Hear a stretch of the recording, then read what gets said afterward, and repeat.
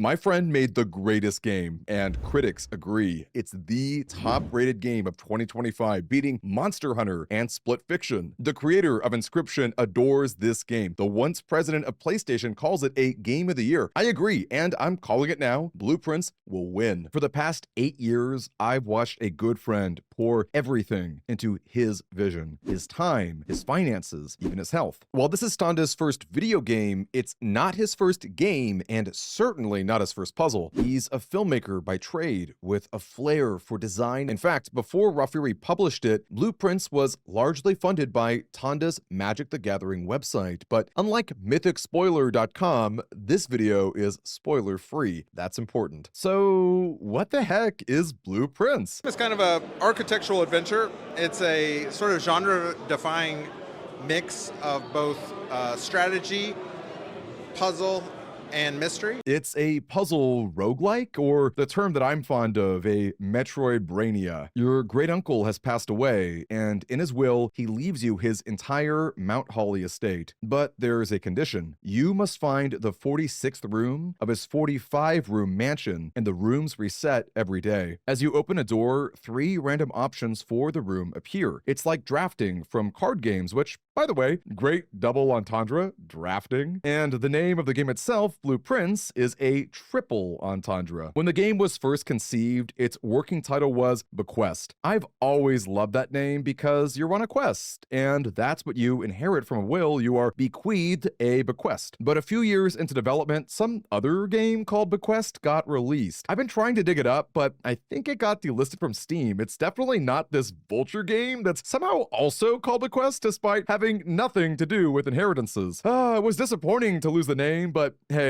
Bequest is not a triple entendre like Blueprints is, so we can rest easy. The earliest form of Blueprints is right here on the website, intotheabyss.net. You can see the post was way back in 2016 with the old name and old assets. The biggest brag that I can run is being one of 4 people who got to play that exact alpha build. Look for me in the credits as a playtester named Demi _.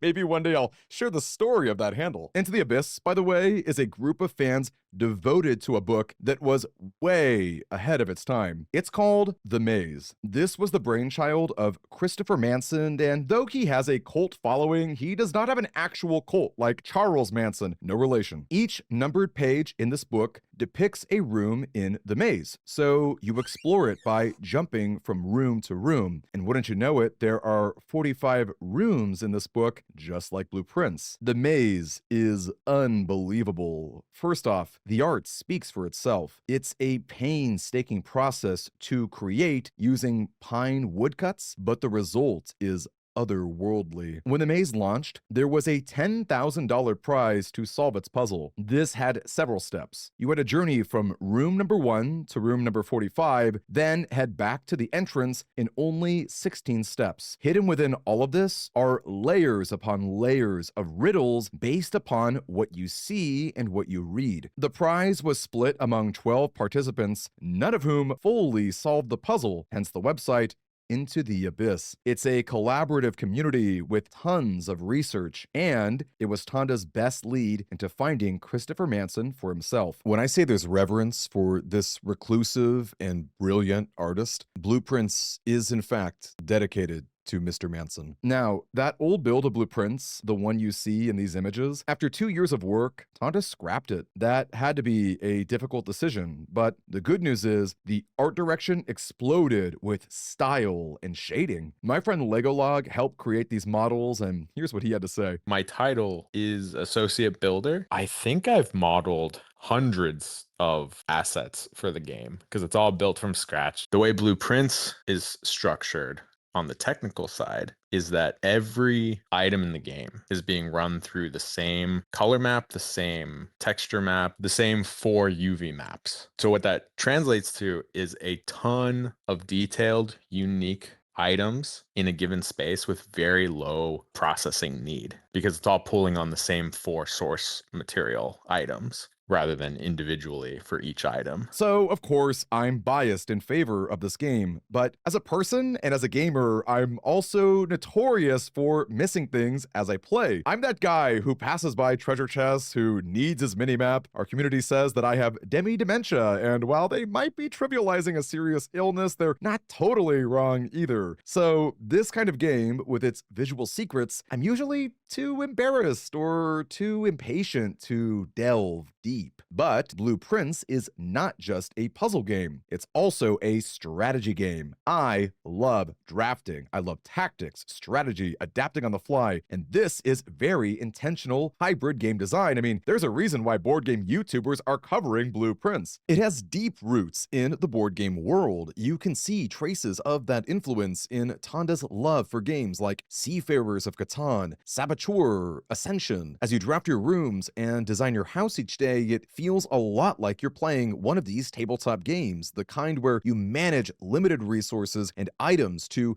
improve your chances at winning. Now, I've played my fair share of puzzle adventure games, and oftentimes they feel overwhelming. When you have freedom to explore, it's hard to know where to begin. Yes, I am that guy who solves jigsaw puzzles by starting with the borders, and that's why I love Blue Prince so much more. You start every day in the same place. You have a literal blueprint. Sure, you don't have much info, but you know how to start, and that's empowering. The journey of 46 rooms begins with a single step. Here's another cool twist. In other games, you might think you've solved something, but there's actually more to the puzzle, but you'll never know because you'll never revisit it. You think you've done it already. In Blue Prince, you're never truly done with a puzzle. You might draft the same room over and over out of necessity. And with that repeated exposure may come a breakthrough. The design is such that you're never truly locked out of any secrets. And sure, Blue Prince can be hard at first. It can be frustrating, but the more you play, the more you learn. You become a better drafter,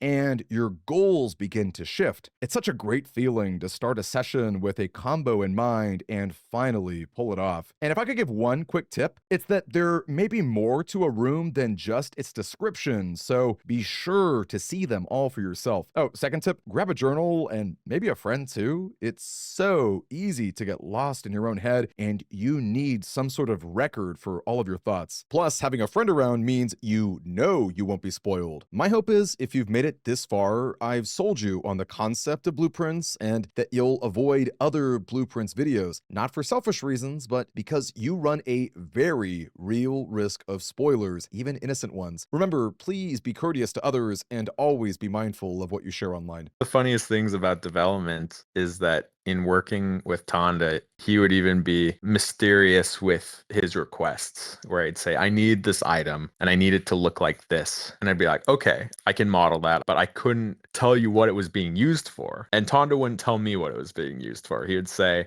yeah, I need this sitch and you'll find it eventually. Even in my playtesting, there's still a few things that I know I modeled them, or it's something I know where it is and I know it does something, but I have not pieced together the puzzle on how to get it to do the thing that I know it can do. I know I said no spoilers in this video, but the truth is it would be very hard for me to spoil. Even as a playtester, it was crystal clear that 1, this iceberg is deep, and 2, for the sake of my own experience, I should hold out for the final cutscenes and music. If you'll recall, Tonda is a professional filmmaker, and he's also a hardcore cinephile. The mood of Blue Prince is just as important as the mechanics, arguably more so. And while I'm hyping him up, I just want to emphasize how dauntless it is to work for 8 years on one project. I know I'm repeating myself, but it's worth saying again. 8 years on one project, and to fund all of it yourself. While it was very expensive and time-consuming, it also meant Tonda had full creative control. By the time he pitched Blue Prince to publishers, it was very much a take-it-or-leave-it situation. And with full creative control comes a refreshing level of integrity. With that, I'll leave Blue Prince to your imagination. If you enjoyed watching this, I'll be streaming Blue Prince all of April. Come swing by if you'd like to solve some mysteries together. I've also got a second channel where I cover stories on people rebuilding after the California wildfires, myself included. I'm Scoutmaster Demi, and I'll see you around the camp.